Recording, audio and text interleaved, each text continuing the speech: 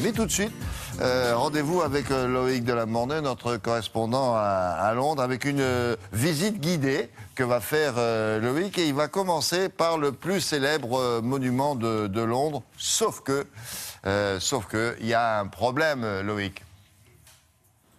Eh oui William, vous avez raison, c'est l'été, donc on en a profité pour vous faire un petit peu visiter Londres. Alors, nous nous trouvons devant l'un des bâtiments les plus célèbres de Londres, sinon le bâtiment le plus célèbre de toute la Grande-Bretagne, le palais de Westminster. C'est là que se trouve le Parlement britannique. Alors, juste à côté de nous se trouve la Chambre des Lords, ce serait l'équivalent du Sénat en France. Et puis un petit peu plus loin, de l'autre côté du bâtiment, c'est la Chambre des communes, l'équivalent de notre Assemblée nationale, avec évidemment la célèbre tour de Big Ben. Il faut savoir d'ailleurs que dans la Chambre des communes, eh bien, c'est le seul endroit de tout le pays où Sa Majesté la Reine Elisabeth II n'a pas le droit de mettre les pieds pour respecter la démocratie et pour respecter la monarchie parlementaire et constitutionnelle. Alors, c'est un bâtiment magnifique, c'est vrai, plus de 1000 pièces, 3400 fenêtres, mais un bâtiment qui en fait, et on ne le sait pas, tombe en ruine. Il n'a toujours pas eu de rénovation alors qu'il en a bien besoin depuis des décennies, comme vous allez le voir dans ce reportage que nous avons réalisé avec Christophe Aubert et Nick Bousby. Ces flèches au-dessus de la capitale britannique. Au bord de la Tamise, le palais de Westminster est une icône architecturale et fut même l'emblème du centre du monde à l'époque victorienne, quand l'Empire britannique rayonnait sur toute la planète. Il est aujourd'hui classé au patrimoine mondial de l'UNESCO, mais si l'on gratte un peu derrière les murs, la splendeur du passé est bien loin.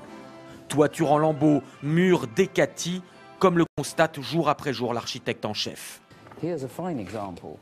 Regardez, ça c'est un bon exemple de corrosion. Il y a plein d'eau de pluie qui dégouline ici depuis des lustres. Et voyez, on pourrait carrément arracher à main nue des morceaux entiers de pierre. Et quand on s'enfonce dans les sous-sols, c'est pire. C'est une très mauvaise idée d'avoir entremêlé les conduits de vapeur avec les câbles électriques. S'il y a une fuite, tout cela pourrait partir en fumée. Et là, au fond, il y a encore des câbles et des tuyaux là-bas, si profonds que personne ne peut y accéder pour la maintenance. À l'origine, le palais de Westminster était, comme le Louvre à Paris, une résidence royale. Il fut ravagé par un incendie en 1834 et intégralement reconstruit dans le style néo-gothique. Mais depuis cette date, rien, quasiment aucune rénovation d'envergure. Résultat, il tombe en ruine et pourrait bien s'affaisser sous les eaux de la Tamise comme un palais à Venise. Seule solution, des travaux pharaoniques. Et deux options, soit une rénovation rapide sur 6 ans qui coûterait 5 milliards d'euros, mais où il faudrait vider le bâtiment de toute activité. Soit une rénovation lente, par zones successives, elle permettrait aux parlementaires de rester dans leur cher palais, mais se déroulerait sur 30 ou 40 ans et coûterait 10 milliards d'euros. Les parlementaires doivent décider quoi faire l'an prochain, avant qu'il ne soit trop tard. Juste un petit mot, Loïc, si on rénove tout, comme vous venez de dire, où vont aller siéger les députés et les lords? On les envoie ailleurs, mais où?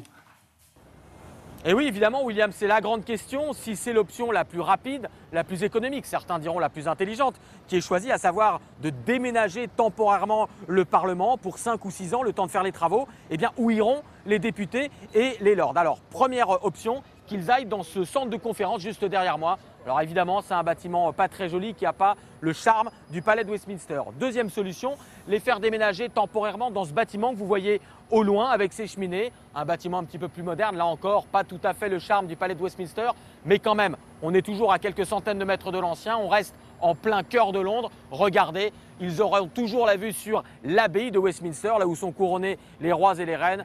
Vous voyez, William, qui a quand même pire comme localisation pour les futurs députés et lords britanniques. Merci beaucoup, Loïc. À bientôt.